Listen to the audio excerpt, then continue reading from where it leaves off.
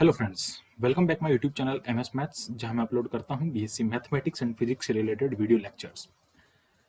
सो physics में हम बात कर रहे हैं आज स्टैटिस्टिकल फिजिक्स के बारे में। स्टैटिस्टिकल फिजिक्स के हमने बहुत से टॉपिक हमने यहाँ पे पढ़े, जैसे particle state, state, ensemble for particle, canonical, the types of ensemble and phase space. और फेज स्पेस का जो हमारा टॉपिक चल रहा है उसमें आज हम बात करने वाले हैं phase space for N particle.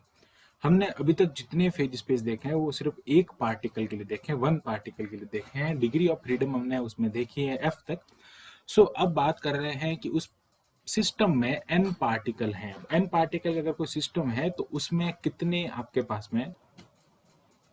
हम बात करते हैं यहाँ पे एन पार्टिकल के लिए, तो एन पार्टिकल उस सिस्टम में है। तो हम बात करते हैं कि जो सिस्टम हम ले रहे हैं इसमें आपके पास में जो पार्टिकल है, number of particle that is N. Okay, N उसमें पार्टिकल है। हम इसमें लेट करते हैं कि उनकी पार्टिकल की फ्रीडम कितनी है, डिग्री ऑफ फ्रीडम, ऐसा हमको है हमेशा कंसिडर कर रहे हैं। फॉर एग्जाम्पल हम ले रहे हैं कि let degree of freedom, let the degree of freedom of each particle. तो ईच पार्टिकल की डिग्री ऑफ फ्रीडम जो है वो 3 है। अब यहाँ पे जो उसकी स्टेट जो होंगी, हमको यहाँ पे एक्चुअल में फेज स्पेस में उसकी स्टेट फाइंड करनी है। State and dimension, okay, state and dimension जो उसकी एक्सिस होती है that is purely depend on the number of particle and degree of freedom. अब इसमें अगर 3 डिग्री ऑफ फ्रीडम है तो 2 इंटू डिग्री ऑफ फ्रीडम उसकी एक्सिस होंगी, मतलब 6 इसकी एक्सिस होंगी, 6D होगा ये। ठीक है, जैसे अगर बात करते हैं अब इसमें पोजीशन एक्सिस कितनी होगी इसको देखते चलो। हम बात करते हैं पोजीशन एक्सिस की। Position axis that is 3n। 3n क्यों? एक पार्टिकल की पोजीशन एक्सिस 3 होंगी तो टोटल जो पार्टिकल है वो n है, तो ये n हो जाएगा, तो 3n हो जाएगा। एंड मोमेंटम एक्सिस की बात करते हैं तो मोमेंटम एक्सिस यहाँ पे जो होगा that is the also 3n, तो ये कितना होगा 6n इसका डायमेंशन होगा। तो टोटल स्टेट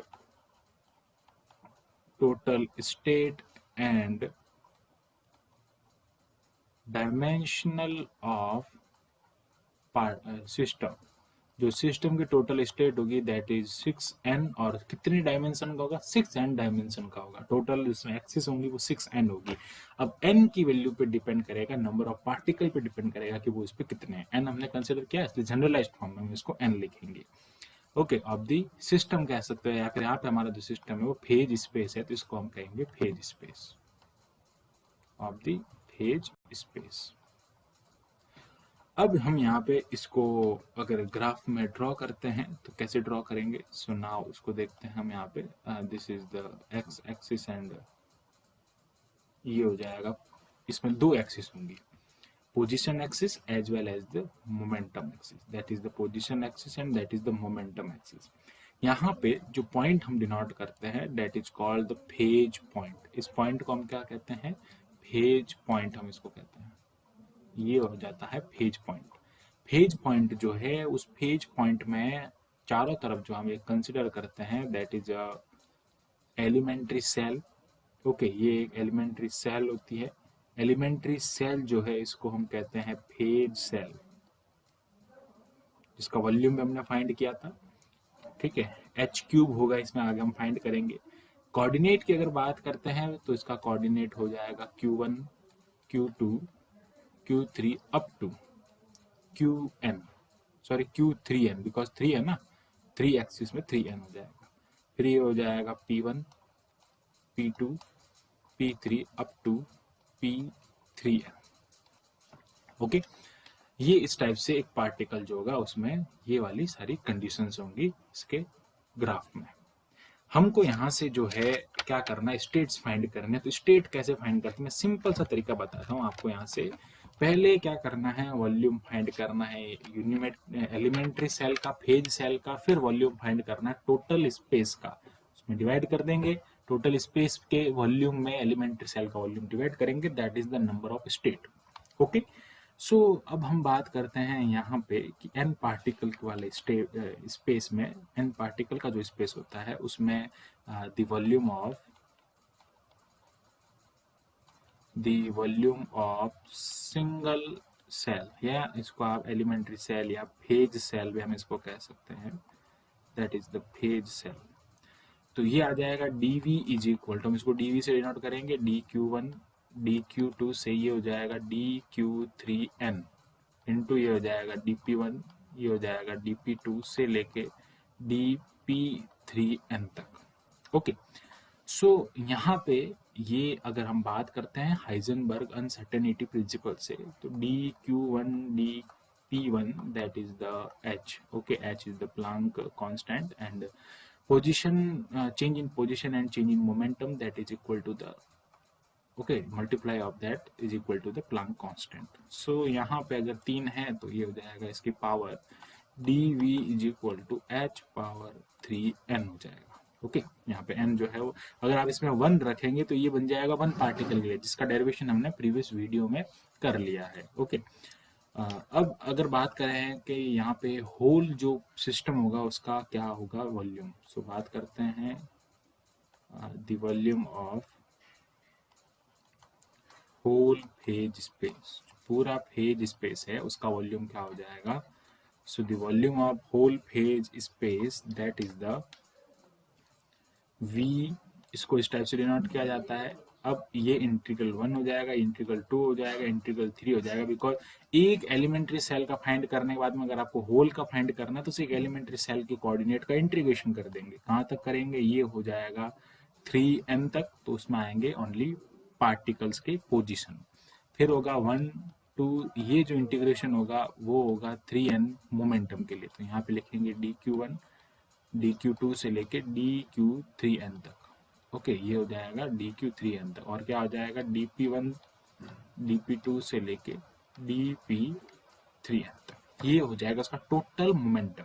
अब सॉरी, टोटल मोमेंटम नहीं, टोटल वॉल्यूम हो जाएगा। अब आपको अगर इसकी स्टेट्स फाइंड करनी है, so the number of state of phase point, देखो जो नंबर ऑफ स्टेट्स जो होती है वो ही उसमें क्या होता है फेज पॉइंट, कितनी स्टेट होगी कितने उसके फेज पॉइंट होंगे, बिकॉज फेज पॉइंट एक नहीं रहता, फेज पॉइंट चेंज होता जाता है, because this is the statistical system. Statistical system में हर सेकंड कह सकते हैं, हर आप एक पल में कह सकते हैं जो उसकी स्टेट होती है, पोजीशंस होती है, चेंज होती है, तो इसकी स्टेट कह सकते हैं, या फिर आप कह सकते हैं कि फेज पॉइंट कितने होंगे। ओके, जितने फेज पॉइंट चेंज होंगे उतने फेज पॉइंट हो जाएंगे in the system, that is small n। हम इसको स्मॉल n से डिनोट करेंगे, और ये स्मॉल n जो है मैंने बताया आपको कि टोटल फेज स्पेस का वॉल्यूम अपॉन एक एलिमेंट्री सेल, जिस एक पार्टिकल की फेज स्पेस के चारों तरफ जो एलिमेंट्री सेल कंसिडर की है उसका वॉल्यूम का डिवाइड जो होगा that is the state of the particle या phase point, number of phase point.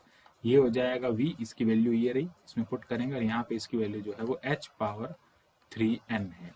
अब हम क्या करते हैं, यहाँ पे 3 की जगह पे f लिख देंगे, मतलब उसकी डिग्री ऑफ फ्रीडम f है, तो क्या हो जाएगा, फॉर एग्जाम्पल अगर हम इसको आगे सॉल्व करते हैं तो ये आ जाएगा आपके पास में if late the degree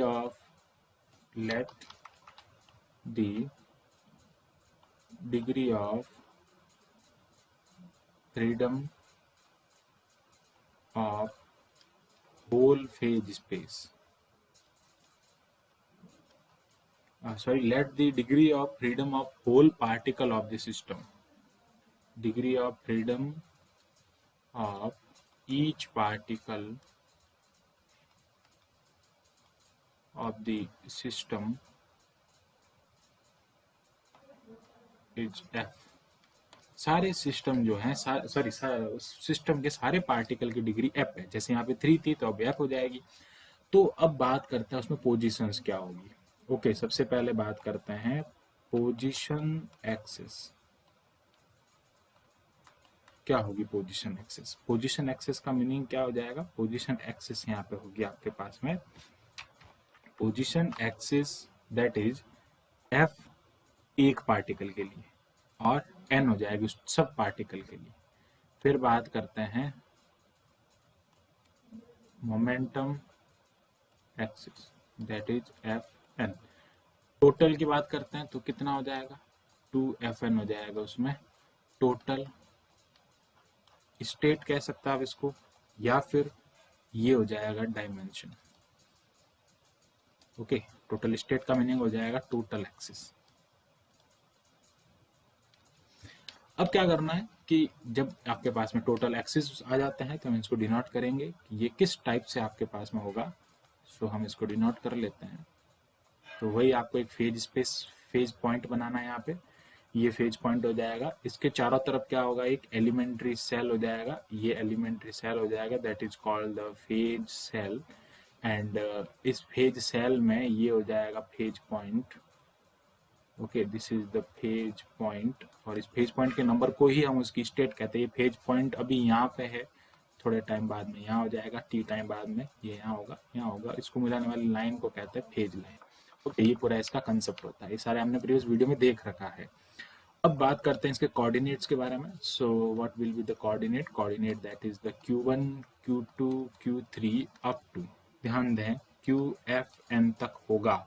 okay, आगे क्या हो जाएगा, P1 P2 P3 से लेके PFN तक ये होगा इसके कोऑर्डिनेट। ओके, सो ये पूरा इसका कोऑर्डिनेट सिस्टम होता है। अब क्या करना है यहाँ पे, ये एक्चुअल में ये मोमेंटम के एक्सिस है और ये इसकी पोजीशन एक्सिस है। ये इसका फेज स्पेस हो जाएगा, that is the phase space.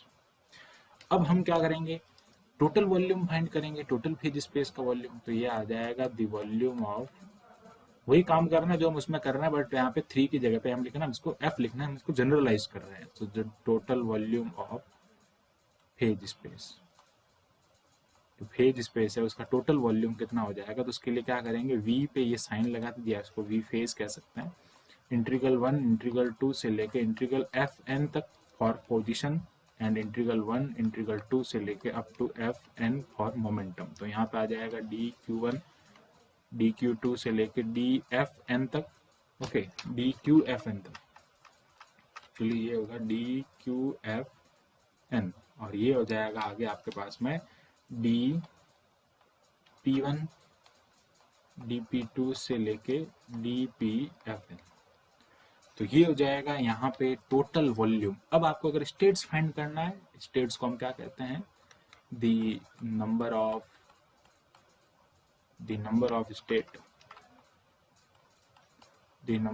State, या फिर हम कह सकते हैं फेज पॉइंट की संख्या। ठीक है, इन दी सिस्टम, उसे एक सिस्टम में कितने फेज पॉइंट होंगे, उसे एक फेज स्पेस में कितने होंगे, उसको हमने स्मॉल n कंसिडर कर लिया। ये हो गया small n is equal to v, और ये हो जाएगा dv। ओके, dv कह सकते हैं, डेल्टा v कह सकते हैं, जो भी है। इसकी वैल्यू हमने फाइंड यहाँ पे नहीं की है, तो हम कर लेते हैं। इसकी वजह ये भी कैसे आता है वो हम यहाँ पे देख लेते हैं। ये इस टाइप से आता है यहाँ पे।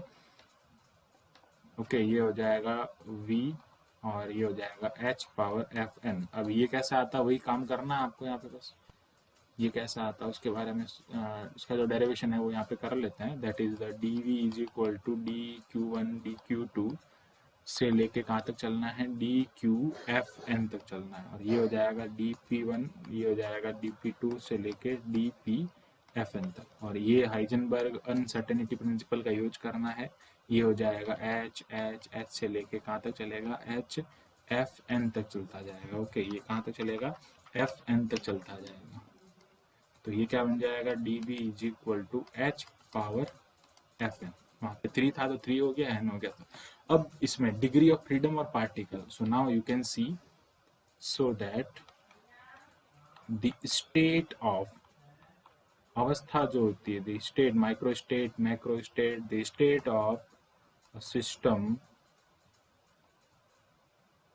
depends on the